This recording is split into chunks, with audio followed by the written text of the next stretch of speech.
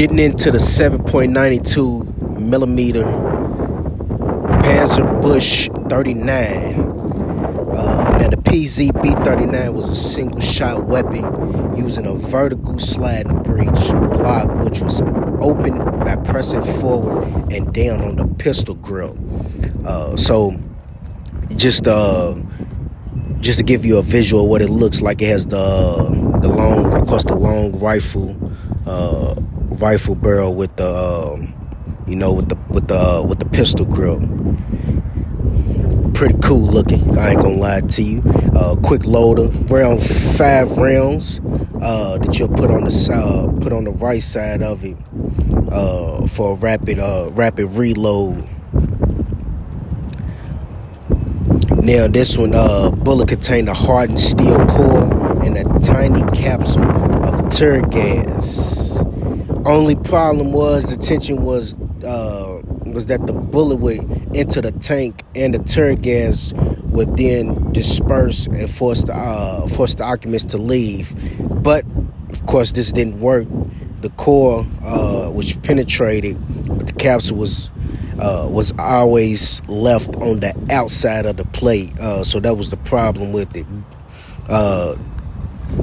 This gun was made in Germany. Caliber was 7.92 millimeters. The length was about 62.25 inches, around 27 pounds. And the barrel was about 42.75 inches long, 4 grooves, and then of course a right hand twist. The muzzle velocity was around 3,975 feet, and that's per second. Penetration was around 25/300/60 degrees. That was the 7.92 millimeter Panzer Bush 39. Here we are getting into the Granite Bush 39. Now this one, the barrel was shortened and the muzzle threaded to accept the standard pattern of rifle grenade discharger, the discharger cup, and special blank cartridges with wooden bullets were produced. And it turning the old anti-tank rifles into new grenade launchers. Now, this helped with the wear and tear on the rest of the squad's rifles, and gave the German infantrymen a more consistent grenade launcher, so it could have better performance than firing as the same grenades off the rifle. Now, of course, this gun was made in Germany. The caliber is about 311 inches, length about 48 inches. The weight 231 pounds. The barrel is about 24.13 inches long. 4 grooves with the right hand twist. The effective range was around 1,640 feet. But I like that one. This is the more interesting rifle. This is a .45 inch boys anti-tank rifle. Now the development of this rifle was codenamed Stanchion, and it was completed in 1936 and was due to enter production when Captain Boys, one of the designers, died. As a tribute, the Small Arms Committee decided that it should be named in his memory. I thought that was pretty interesting. It entered service in November of 1937, as like I said, as the boys' rifle. At that time, it's been said that it was one of probably the best rifle of its class. Firing a steel core bullet at 990 meters a second. It could penetrate around 15 millimeters tank armor at about 229 meters or 250 yards. The recoil, the heavy cartridge was considerable, so the gun was fitted into a muzzle brake and allowed the recoil and the cradle mounted against a powerful buffer spring. This rifle was made in the United Kingdom. The caliber around .55 inches, length 63 inches, the weight around 36 pounds. The barrel was about a 36-inch long, 7 grooves, and a right-hand twist.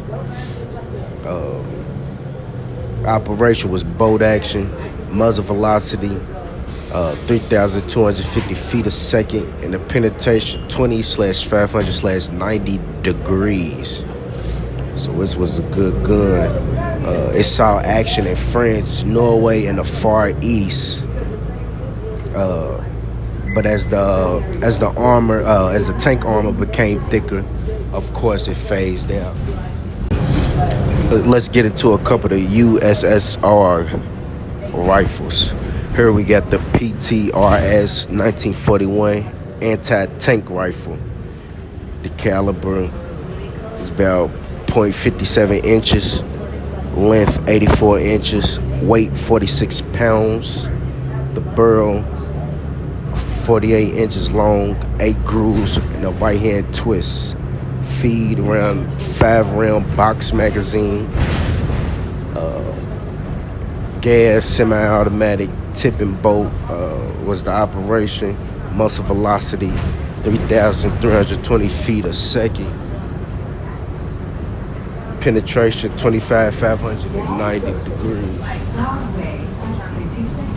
Now, this was a very advanced weapon using a top-mounted gas cylinder and pistol to operate a boat carrier. It jammed the boat down to unlock it, then moved it back to extract and eject in the usual load cycle. The magazine front hinge for cleaning, like other Semenov designs, took 5 rounds loaded with a special clip, which can only be loaded one way. Of course, if you can imagine, it was not the best system for use in battle, but it was one of the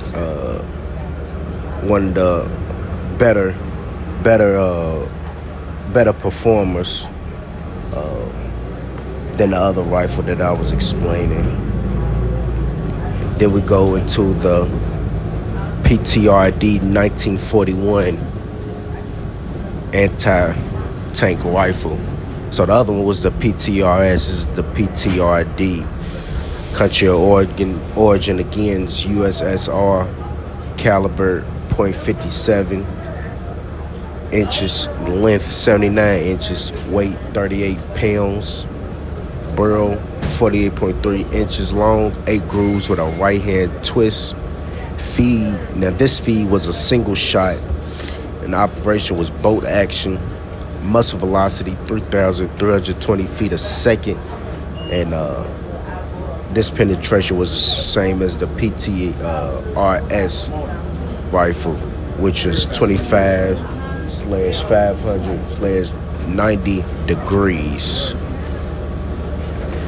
This was designed in 1932 with a new cartridge around 14.5 millimeters caliber, one of the heaviest developed. Now the barrel recoils within a slide, so that the recoil carries the bolt handle against a cam and lifts it to unlock the breech. The bolt, then while the barrel moves back to its firing position. So think about when you fire a pistol, during which the empty case is extracted and ejected. The fire then inserts a fresh cartridge and closes the bolt by hand. This is known as long recoil, but completing the operation by hand, it was very unique. The steel core streamlined bullet carried a small charge of incendiary incendiary position in the nose, which gave a flash on impact to indicate the point of strike. So I thought that was pretty cool. The weapon. Now let's get into a couple of these Japan-made guns. I have one called the Type 97 anti-rifle. This was introduced in 1937. More complicated design, but was capable of handling lighter tanks with the Japanese anticipated in their Chinese and Manchurian campaigns. This was operating on a combination of gas and blowback action. The boat was unlocked by a gas piston, but then was driven by the blowback of the spent cartridge case.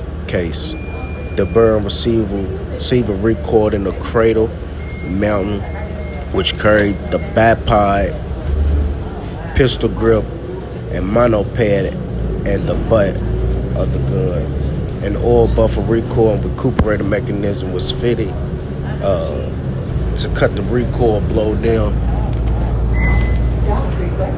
And to transport the weapon, it was provided with attachments beneath the button under the cradle, to which carrying handles could be fitted to allow it to be carried by 4 men. Like I was explaining, this the country of origin with this one, it was Japan. The caliber is around .787 inches. The length 82.25 inches. The weight 115 pounds. The barrel 75 inches long. 8 grooves with a right hand twist. The feed 7-round detachable box magazine. Operation was, like I was explaining earlier, gas and blowback, tipping boat, selective fire, muzzle velocity 805 meters a second, penetration 12/200/90 degrees. The Type 2 anti-tank grenade launcher. This was introduced in 1942.